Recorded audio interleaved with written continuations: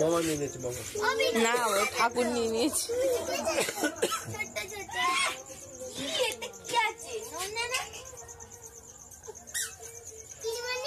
ঘুমোতে ঘুমোতে আসছিল গাড়ি যে কোটা গাড়িতে। Hi friends, welcome back to my channel. আশা করি তোমরা যে যেখান থেকে দেখছো সবাই খুব ভালো আছো আর আমিও খুবই ভালো আছি। দেখো আমি আজকে বাবার বাড়ি চলে এসেছি, তো এখান থেকে আজকে ব্লগটা শুরু করলাম। তো আমার বাবার বাড়িতে অষ্টম পর হচ্ছে, বাবার বাড়িতে মানে বারোয়ারি যে পুজোটা হয়।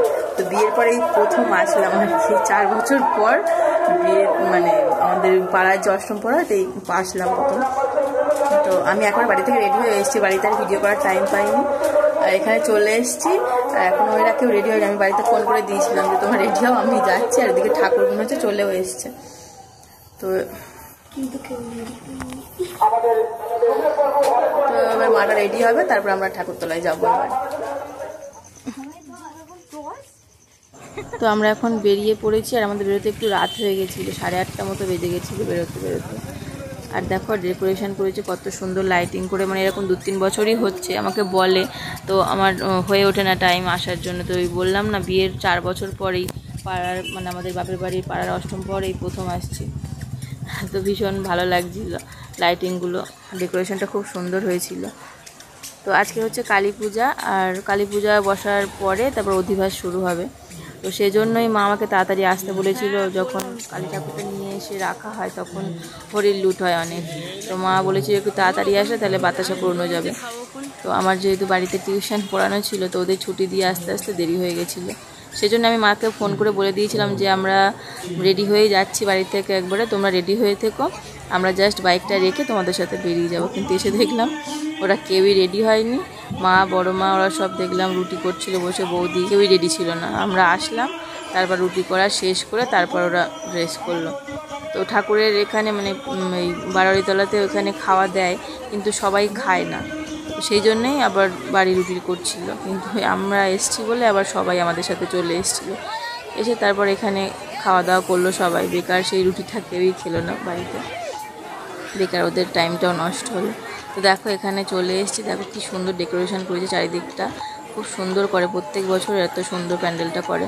মানে এখন তো ফেসবুকের যুগ, ফেসবুকে অনেকের দেখি ছবি ছাড়ে পাড়ার পুজোতে, খুব সুন্দর ডেকোরেশন করে। তো এবারে আসলাম, খুব ভালো লাগছে। দেখো ঠাকুরটাকে খুব সুন্দর সাজিয়েছিল।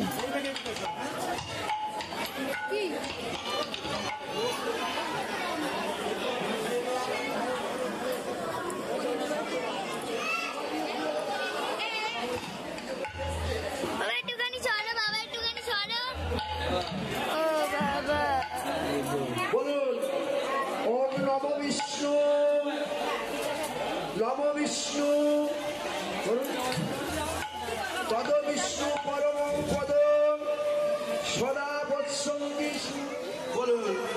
ওম পুষ্পে পুষ্পে মহাপুষ্পে সুপুষ্পে পুষ্প সমূহে সুপুষ্পে চ দিব্যে চ ওম ভট স্বাহা।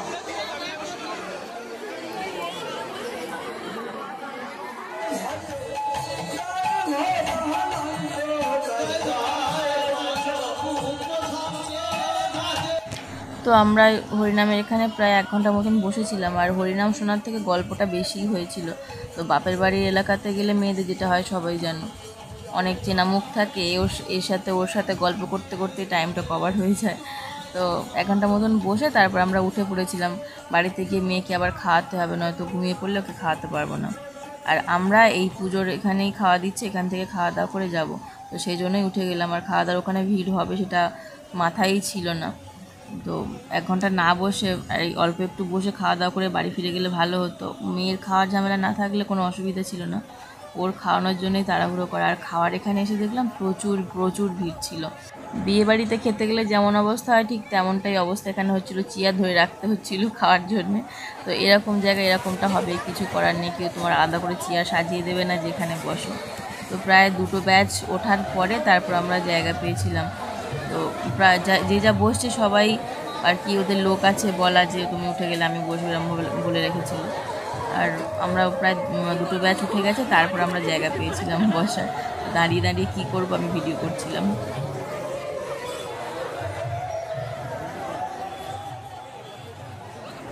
আর এই পুজোতে 4 দিন অনুষ্ঠান চলে, 4 দিনই এখানে খাওয়া দাওয়া দেয়। আজকে হচ্ছে কালী পুজো, আগামীকাল হবে হরিনাম, তারপরের দিন হবে কীর্তন, তারপরের দিন বাউল গান। এই 4 দিনই এখানে খাওয়া দাওয়া দেয়। আর আজকে দিচ্ছিল লুচি আর ছোলার ডাল। তো দেখো অনেক কষ্ট করে আমরা বসার জায়গা পেয়েছি অবশেষে। তো খাওয়া দাওয়া সেরে তারপর আমরা আবার বাড়ির দিকে রওনা দেবো। অনেকটা রাতও হয়ে গেছে, এই খাবারের জন্য লাইন দিতে দিতে অনেকটা রাত হয়ে গেছিলো।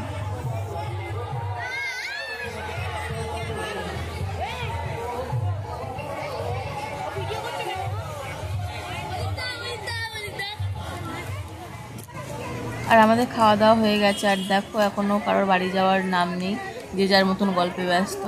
তো মাটা ওরাও অতটা বাড়ির থেকে বের হয় না, কোনো পুজো আচ্ছা হলে অনুষ্ঠান হলে তখন বাড়ির থেকে একটু বের হয়। তো ও সেই জন্য অনেক দিনের দেখা সাক্ষাৎ থাকে না অনেকের সাথে, তো পাড়াতে বেরোয় না যেহেতু। তো গল্পের আর শেষ নেই, গল্পই করে যাচ্ছে।